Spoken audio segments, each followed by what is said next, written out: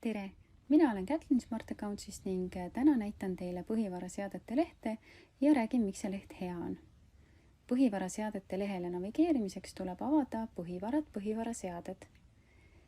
Põhivaraseadete lehel on üldised seadistused nagu põhivara automaatne amortiseerimine ning põhivaraperiood ja põhivaragrupid ja samal lehel saab seadistada ka põhivara toimingutega seotud vaikimisi kontosid. Põhivaragrupid on olulised põhivara soetuse ja põhivara arvele võtmise jaoks.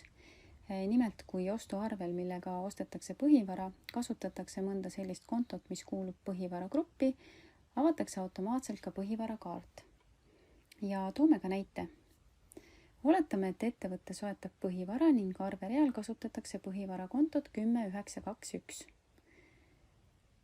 Kuna see konto kuulub põhivaragruppi ehitised, luuakse ostuarve salvestamisel automaatselt ka põhivarakaart.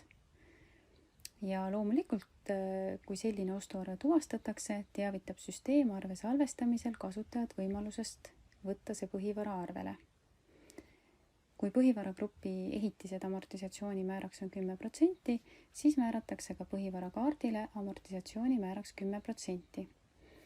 Põhivara amortisatsiooni periood ning see, kas põhivarasid amortiseeritakse automaatselt, võetakse üldiste seadistuste järgi.